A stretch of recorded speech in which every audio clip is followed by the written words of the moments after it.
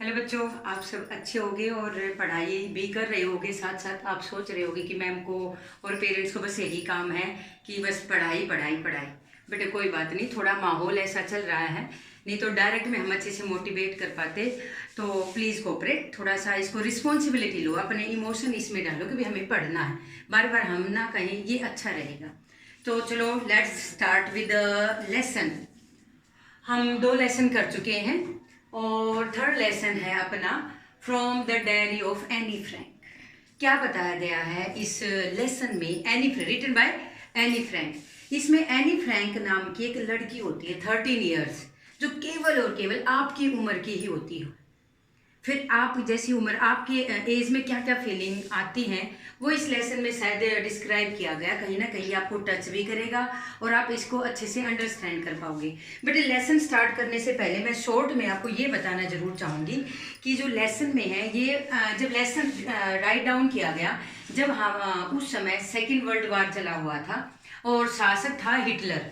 और हिटलर आपने हिस्ट्री में पढ़ाई है कि वो हमेशा जूइश पीपल को लाइक नहीं करता था, इसलिए उन्होंने उनके लिए स्पेशल कैंप भी बनवा रखा था जहाँ पे ज्यूज के साथ काफ़ी एक्सप्लॉयटेशन होता था। इतना एक्सप्लॉयटेशन होता था कि वो अपने वहाँ पे सरवाइव नहीं कर पाते थे और टू बी डेथ, और कोज उनका क्या होता था, डेथ का होता था। तो इनकी जो एनी फ्रैंक की फैमिली थी ना बेटा, ये भी उसी कैंप में जो है हिटलर के कारण भेज दी गई थी। और उस समय सोच के देखो कि जैसे अब हमें वायरस के दौरान, कोरोना वायरस के दौरान घर में कैद कर दिया गया है, कई बार अलग अलग फीलिंग भी आती होगी कब तक ये चलेगा। तो ऐसी ही सिचुएशन कुछ एनी की भी रही होंगी।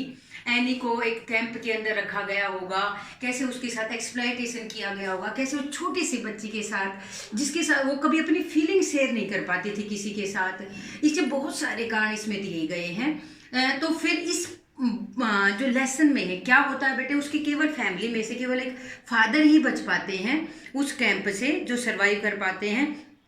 फादर को लकीली उस बेटी के द्वारा लिखी हुई, एनी फ्रैंक के द्वारा लिखी हुई उसकी डायरी के कुछ पेज हासिल हो जाते हैं। वो पेज उन्होंने, वो पेज कहीं कहीं से होते हैं, कोई सिमेट्री नहीं होती उस पेज के दौरान।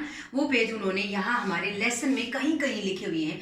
तो बेटे एक चीज़ तुम कोऑपरेट करना ध्यान से कि जब मैं पढ़ा रही तो प्लीज़ एक एक चीज़ को बारीकी से समझ लेना कि कहीं कोई इंसिडेंट दे रखा होगा, कहीं कोई दे रखा होगा, रिलेशन नहीं है। क्यों नहीं है? क्योंकि वो पेज डिफरेंट टाइप से बिलोंग कर रहे थे।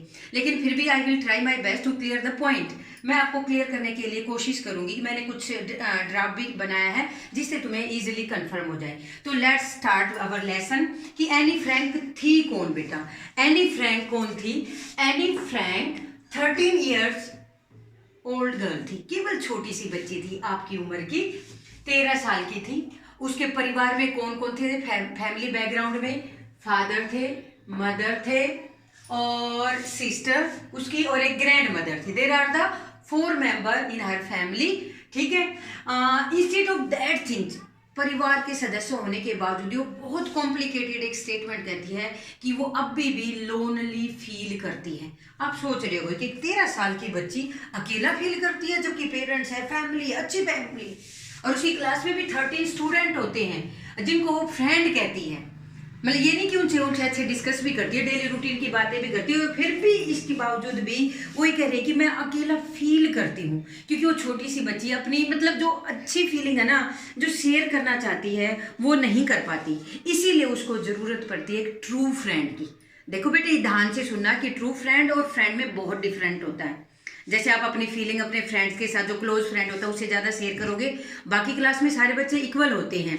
ठीक है। तो उसे भी, एनी को, एन फ्रैंक को भी जो है कि ट्रू फ्रेंड की ज़रूरत थी, जिससे वो अपनी फीलिंग, क्योंकि कैंप वहाँ पे एक्सप्लॉयटेशन था, छुप रही थी, भाग रही थी, दौड़ रही थी, किसी से फीलिंग शेयर नहीं हो रही थी उसकी। तो इस लेसन में यही बताया गया है। एक बार जब लेसन स्टार्ट होता है तो शुरुआत ये होती है कि आप बताइए, अगर मैं आपको कहूँ कि आपके पास फ्रेंड भी नहीं, कोई भी नहीं है, अगर आप एक डायरी लिखते हो तो उसमें किस प्रकार के विचार लिखते होगे? ऑब्वियसली आप ये लिखते हो कि मैम डेली रूटीन की चीज़ें लिखते हैं, आज मैं बहुत खुश हूँ, आज मैंने ये किया, इतने बजे उठी। लेकिन कई स्टूडेंट ऐसे होते हैं जो अपनी पर्सनल एक्सपीरियंस, कि उनको कैसा फील होता है किस सिचुएशन में, वो चीज़ें लिखते हैं। तो यहाँ पे जो ये लेसन है, ये पर्सनल और रियलिस्टिक स्टोरी है, पर्सनल एक्सपीरियंस है इसमें एन के दिखाए गए हैं, एनी फ्रैंक के, और इसमें ये रियलिस्टिक स्टोरी है, तो इसको थोड़ा सा इजीली, ये थोड़ी सी टफ भी है पर तुम समझने की कोशिश करना बच्चों। इसमें क्या बताया गया है कि एनी फ्रैंक जो है उसका बर्थडे कब होता है, 12 जून 1929 को फ्रैंकफर्ट में होता है, वो भी कहाँ होता है, जर्मनी में होता है, और सी इज जूविश गर्ल, वो एक जूविश गर्ल थी। ओके बच्चों, अब क्या बताया गया, जब लेसन स्टार्ट होता है तो इसमें देखो बेटे, ये एनी की पिक्चर आपको दी गई है, this type of the Annie's fan. Okay, now आपका lesson start, the starting of lesson is this, writing in a diary in a strange experience.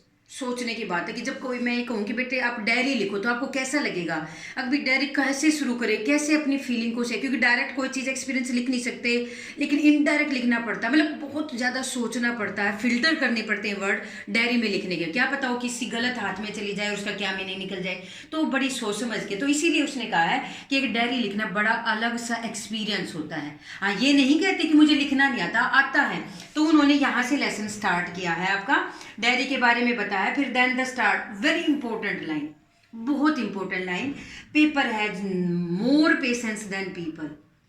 Paper में इतना पेशेंस हो जाए, क्योंकि एक आदमी की अगर आप फीलिंग शेयर करते हो तो हो सकता है कि उस पर प्रेशर डाला जाए तो अपनी फीलिंग शेयर भी कर दे, वो चीज़ डिस्क्लोज भी कर दे, वो जो सीक्रेट उसके पास था, लेकिन पेज कभी भी आपको ये नहीं कहेगा कि मेरे ऊपर ये लिखा गया या ये चीज़ एक्सप्लेन नहीं करें, क्योंकि उसमें बहुत ज़्यादा पेशेंस होता है एक पीपल की बजाय। तो इसमें यही बताएगा, first point, very important point, that paper has more patience than people. इसमें फिर ये बताने के बाद फिर उन्होंने डायरी, फिर ये बताने की कोशिश की है कि एक 13 ईयर्स गर्ल डायरी लिखने के लिए क्यों विवश हो जाती है। देखो बच्चों, क्या होता है कि हम अपने फादर से नहीं करते, मदर से नहीं करते, फ्रेंड से, किसी से नहीं करते, तो हमें कोई ना कोई तो यूनिक चीज़ चाहिए ना, तो उसे वो डायरी की ज़रूरत थी। क्यों ज़रूरत थी, क्योंकि देखो जब वो पैदा होती है तो पैदा होने के जस्ट बाद उसके फादर जो थे इमिग्रेटेड होकर, ट्रांसफ़र होकर हॉलैंड चले जाते हैं। अब वो, और थोड़े समय के बाद मदर को बुला लिया जाता है, फिर ब्रेक, दोनों मम्मी पापा घर पे नहीं होता, आपको कैसा फील होगा। तो सेम सिचुएशन एन फ्रैंक के साथ कि वो बहुत अलग सा लोनली फील करती है। कुछ समय के बाद उसकी बड़ी सिस्टर मार्गोट को बुला लिया जाता है, फादर मदर ने उसको बुला लिया अकेली, फिर फ्रैंक रह गई। अब वो और उसकी दादी माँ दोनों ही पास रहने लगी। इस तरीके से हम देखते हैं कि उसे फिर से लोनली की फीलिंग आई। अगेन क्या होता है कि उसके फादर की फीलिंग को समझ नहीं पा रही, ग्रैंड मदर की डेथ हो जाती है, ग्रैंड मदर की डेथ के बाद जो सोरो की फीलिंग उसके अंदर आती, जो उसका डीप लव था उसके प्रति, ग्रैंड माँ के प्रति, वो कोई भी एक्सप्लेन नहीं कर पा, कोई भी उसे शेयर नहीं कर रहा था, नहीं वो समझाने की कोशिश कर रहे थे कोई भी उसकी फीलिंग, तो अंदर अंदर ही बेचारी इमोशनल मतलब एक्सप्लॉइट होती जा रही थी, कहीं भी फीलिंग शेयर नहीं कर पा रही। क्लास में भी उसको कोई ऐसा फील नहीं होता था कि जिससे वो अपनी फीलिंग शेयर कर सके। तो एट लास्ट उसको नीड पड़ी ही डायरी की, जो कि उसके फादर ने उस एक्सप्लॉइटेशन कैंप के दौरान 13 बर्थडे पर उसको गिफ्ट दी थी, उसके बर्थडे पे। और उसने अपनी फर्स्ट डायरी में एंट्री भी सैटरडे से 12 जून 1942 में उसने स्टार्ट की थी डायरी में लिखना। अब उस डायरी में उसने लिखा क्या, एक छोटी सी बच्ची लिख क्या सकती है। सबसे पहले उसने जो इंसिडेंट लिखा उस डायरी में, वो लिखा कि क्लास का आज रिजल्ट डिक्लेयर होने वाला है और दोनों बच्चों में कंपटीशन का, मैं पास होऊंगा, दूसरा बच्चा कह रहा है जैक, मैं, दोनों में डिस्कशन हो रहा है कि नहीं तू पास होगा, नहीं यार मैं कैसे पास होऊंगा, पास तू होगा, तू अच्छा, तो डिस्कशन कर रहे हैं। लेकिन वो, उसे डर नहीं है, उसे थोड़ा बहुत अगर कमी लगता है तो मैथ्स में लगता है, क्योंकि मैथ्स में थोड़ी सी वो वीक है। कौन, एन फ्रैंक। तो उसने वहां पे एक फर्स्ट इंसिडेंट में ये कहा है कि क्लास रिजल्ट डिक्लेयर होने जा रहा है, किस लिए डिक्लेयर होने हैं, तो उसमें वो कहता है कि टीचर जो है unpredictable things in the world, की संसार में अविश्वसनीय चीज है, कब टीचर किसको पास कर दे किसको फेल कर दे ये नहीं पता चलता। देखा हमने एग्जाम में कि हम 100 नंबर का करके आए, कई बार हम 2 मार्क्स से छोड़ा है तो 100 आ जाते, कभी कुछ, तो इसीलिए उसने कहा है teacher is unpredictable things in this world, ठीक है, अविश्वसनीय, तो किसको क्या पास कर दे। फिर अगला एपिसोड दिया गया है, मिसिस जो है किसिंग, उसके मैथ टीचर होते हैं जो उसको लाइक नहीं करते हैं।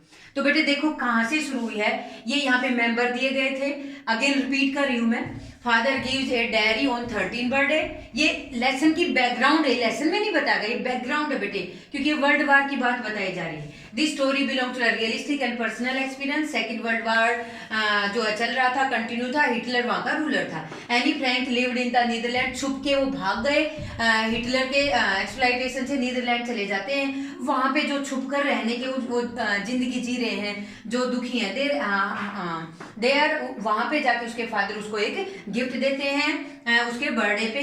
फादर ओनली सर्वाइव, केवल फादर ही उस कैम्प में से बच पाते हैं और जो उसकी डायरी के कुछ पेज लिख पाते हैं।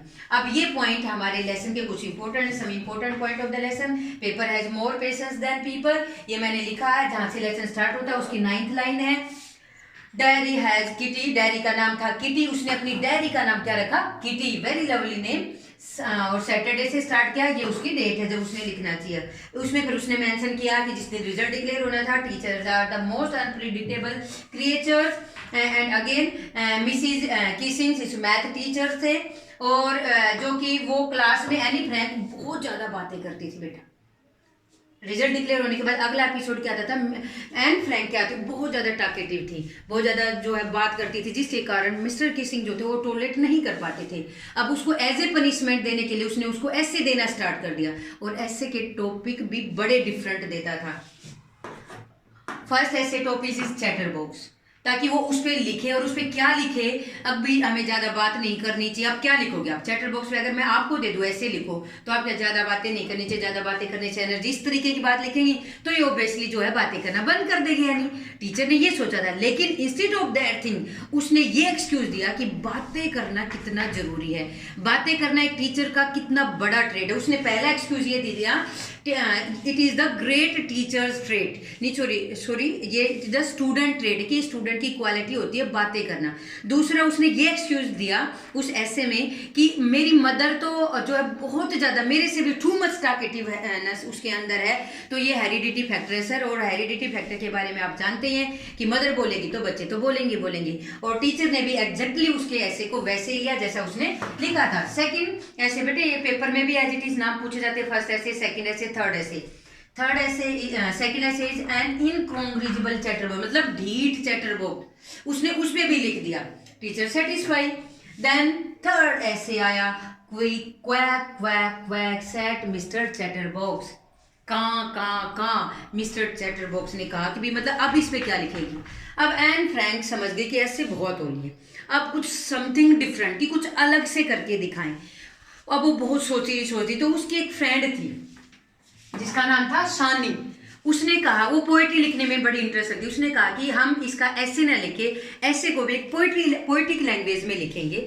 और पोइटिंग में भी क्या लिखेंगे हम बच्चों, पोएम जो थी उसने पोएट्री में लिखी, उसमें जो ऐसे दिया थर्ड, तो उसमें दिखा, पोएम में क्या दिखा गया, मदर डक थी, फादर स्वैन थे, और उन के बच्चे क्या थे, 3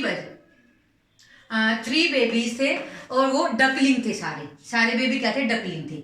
अब फादर स्वैन को ये चीज, क्योंकि वो तो शांत होता है, उसे ये बात पसंद नहीं आती है, इसीलिए उन्होंने क्या किया, स्वैन ने उन तीनों बच्चों को क्या कर दिया, किल कर दिया, मार दिया, क्योंकि वो टू मच टॉकेटिव कहाँ करते रहते थे।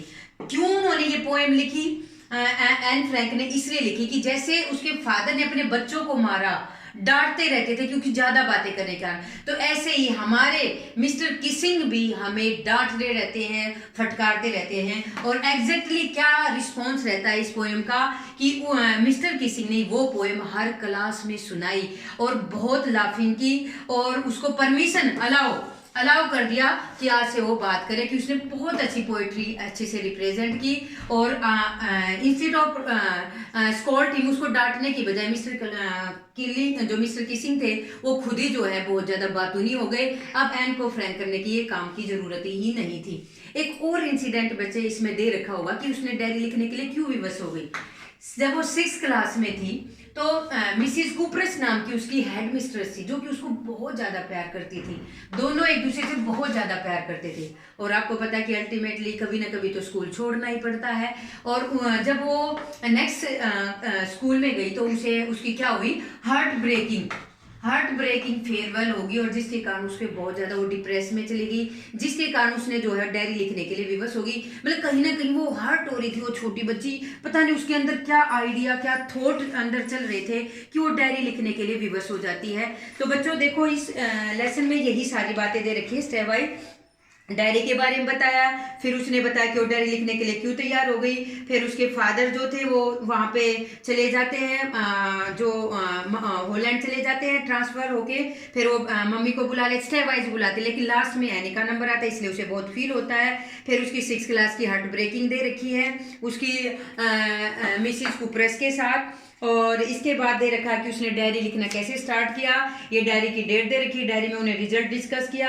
फिर उसकी मैथ्स के टीचर के साथ कैसे लड़ाई झगड़ा होता है, कैसे उसको ऐसे दिए जाते हैं, सारे ऐसे डिस्क्राइब कर रखे हैं। लास्ट में उसने ये बताया कि इन ऐसों को, ये देखो यहाँ पे क्लास का सीन भी डिस्क्राइब किया गया है बच्चों। और इसमें ये भी बताया गया कि फिर उन्होंने किस प्रकार पोइट्री माध्यम से उस टीचर को कन्विंस किया, because she is very intelligent. और इस तरीके से उन्होंने कन्विंस किया अपने टीचर को। यहाँ पे एंडिंग नहीं है इस लेसन में बेटे, क्योंकि इंसिडेंट उठा के दे रखे ना, तो बस यही है कि mister Keesing always meeting jokes this day. आजकल मिस्टर किसिंग जो बहुत ज़्यादा मजाकिया हो गए हैं, मेरी बजाय यूअर्स यानी आपकी यानी। Thank you very much. आपको हो सकता है कि भाई समझ में आ गया होगा बच्चों। फिर भी आपको कोई भी दिक्कत है, you can ask me on my personal number. Best of luck और ऑल द बेस्ट और have a nice day. Thank you.